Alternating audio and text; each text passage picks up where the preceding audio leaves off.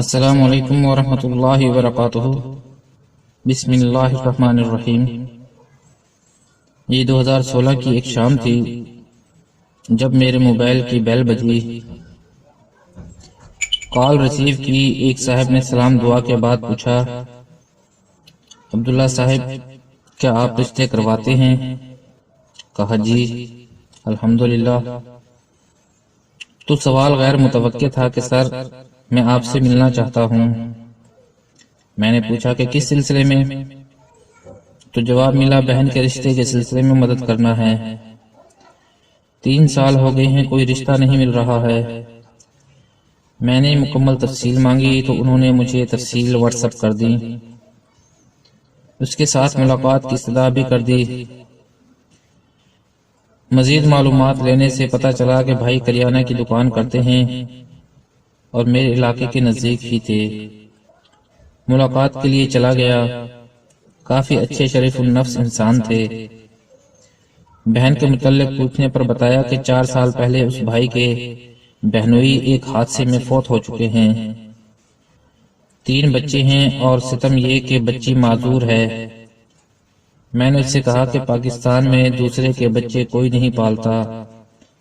یہ سن کر اس کی آنکھوں میں آنسو آ رہے تھے اور کہنے لگے، پروفیسر صاحب میری بیوی نے میری بہن اور اس کے بچوں کا جینا حرام کر رکھا ہے۔ عورت ہی عورت کی دشمن ہے۔ آپ کسی طریقے سے کسی بھی طرح رشتہ کروا دیں، احسان مند ہوں گا۔ ہاتھ جوڑتے ہوئے اس نے کہا، میں حالات کو مکمل سمجھ چکا تھا لیکن مسئلہ بچوں کا تھا۔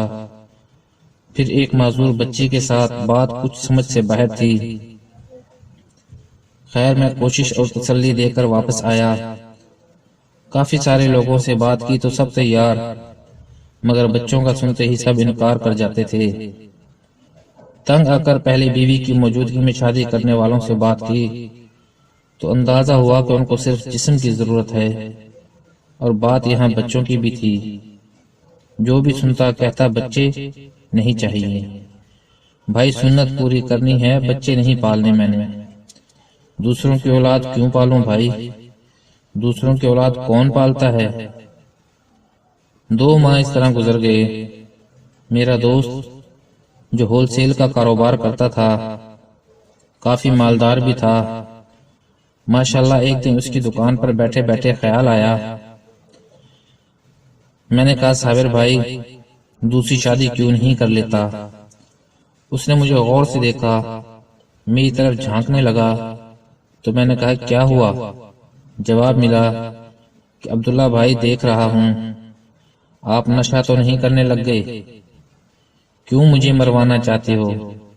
میں نے کہا، صابر بھائی یہ سنت ہے، آپ ماشاءاللہ سے اچھا کماتے ہو، اللہ نے آپ کو بہت ساری نعمتوں سے نوازا ہے، آپ کو ضرور شادی کرنی چاہیے اور کسی کا سہارا بننا چاہیے۔ تو اس کے انکار سے بھی بہت مایوسی ملی۔ خیر چند دن بعد صابر سے دوبارہ ملاقات ہوئی تو کافی مایوس لگ رہے تھے۔ میں نے پوچھا، کیا بات ہے؟ کوئی پریشانی دکھائی دے رہی تھی۔ کہنے لگے، دکان میں چوری ہو گئی، حالات بڑے خراب ہو گئے ہیں، میری بیوی بھی جھگڑا کر کے میکے جا بیٹھی ہے اور مسلسل طلاق کا مطالبہ کر رہی ہے۔ اولاد نہیں تھی۔ میں نے افسوس کیا اور تسلی دینے کے ساتھ ہی کہہ دیا کہ صابر دوسری شادی کر لیں، اگر دوسری بیوی ہوتی تو آپ کو پہلے بھی نہ چھوڑ کر جاتی، اگر نہیں یقین تو دوسری شادی کر کے یتیم بچوں کے سر پر ہاتھ رکھ دیں، دیکھیں اللہ کی قدرت، پہلی بیوی بھی واپس آئے گی اور خوشحالی بھی۔ میری طرف دیکھنے کے بعد صابر بھائی نے کچھ سوچا اور پوچھا، کتنے بچے ہیں ان کے؟ میں نے کہا، 2، ایک بیٹا ایک بیٹی۔ معذور بچی کا ذکر میں بھول چکا تھا۔ اس نے کہا، ٹھیک ہے آپ بات کریں جو میرے اللہ کو منظور۔ میں نے لڑکی کے بھائی کو کال کی اور شام کو اس کی دکان پر بلوا لیا، ملاقات کروائی، گھر بار کاروبار دیکھنے کے بعد ہاں کر دیا۔ قصہ مختصر، ان کا نکاح پروفیسر ریسرچ اکیڈمی ٹیم کے بھائی پروفیسر نے پڑھایا اور ریحانہ اپنے بچے لے کر صابر کی زندگی میں خوشگوار جھونکے کی طرح شامل ہو گئی۔ صابر بھائی نے مکان جو کرائے پر دیا ہوا تھا خالی کروا کے ریحانہ اور بچوں کو وہاں شفٹ کر دیا۔ تو پہلی بیوی کو پتہ چلا تو وہ آندھی کی طرح گھر آئی۔ گھر خالی دیکھ کر صابر بھائی کو کال کر کے گھر بلایا اور میاں اور پہلی بیوی کی نوک جھونک ہوئی تو صابر نے کہا تم نے نہیں رہنا تو بے شک مت رہو، طلاق لینی ہے تو لے لو، اگر یہاں رہنا ہے عزت سے رہو جیسے پہلے رہتی تھی، لیکن یہ نہ کہنا کہ ریحانہ کو چھوڑ دو، یہ ممکن نہیں۔ پہلی بیوی نے جب دیکھا کہ تیر کمان سے نکل چکا ہے تو وہ بھی خاموش ہو گئی۔ اب صابر بھائی کی زندگی میں بہاریں آ چکی تھیں، اللہ نے اس کی زندگی میں رنگ بھر دیے تھے، بچے شہر کے بہترین اسکول میں داخل ہو گئے تھے، لیکن صابر بھائی ریحانہ کی آنکھوں میں اب بھی اداسی دیکھتے اور شک کر چکے کہ کوئی بات ضرور ہے۔ ایک دن اس نے مجھ سے ذکر کیا تو میں نے کہا اداسی کیوں نہ ہو، اس کی ایک بچی اس سے دور ہے۔ صابر نے کہا کون سی بچی؟ تو میں نے اسے سب کچھ بتا دیا۔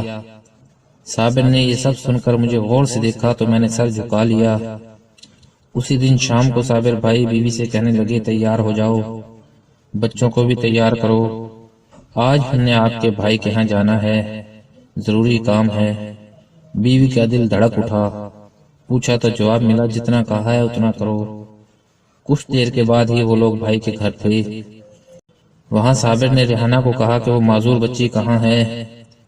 اتنا سننا تھا کہ اسے لگا شاید کچھ غلط ہوئے جا رہا ہے، وہ دوسرے کمرے میں ہے۔ صابر نے دوسرے کمرے میں جا کر دیکھا تو غلاظت سے لت پت بچی انتہائی کمزوری کی حالت میں پڑی تھی۔ صابر بھائی اشارہ کرتے ہوئے کہنے لگے ریحانہ بچی کے کپڑے بدلو، یہ ہمارے ساتھ جائے گی۔ ریحانہ نے یہ سنا تو صابر کے قدموں میں گر گئی۔ بھائی نے صابر کو گلے لگا لیا، یوں وہ بچی صابر اپنے گھر لے آیا۔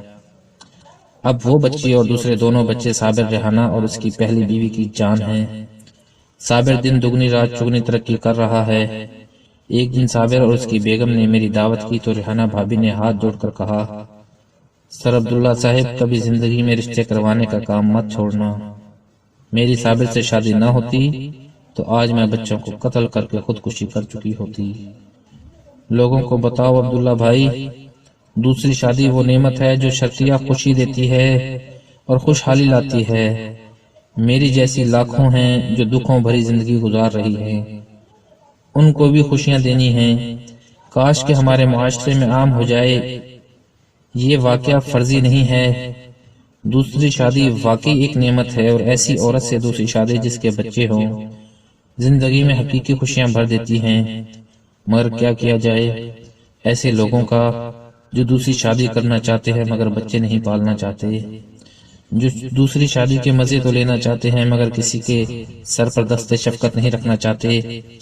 کیا یہ ہے سنت؟ کہاں لے کر جائے وہ عورت ان بچوں کو؟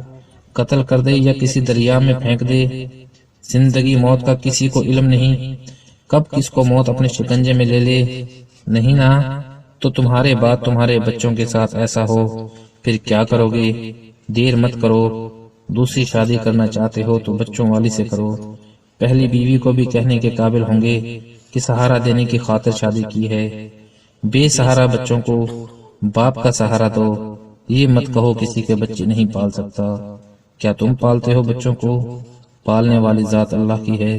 اللہ سے ڈرو، اس وقت سے ڈرو جب اللہ تمہیں خود دکھائے کہ دیکھو کون پالتا ہے۔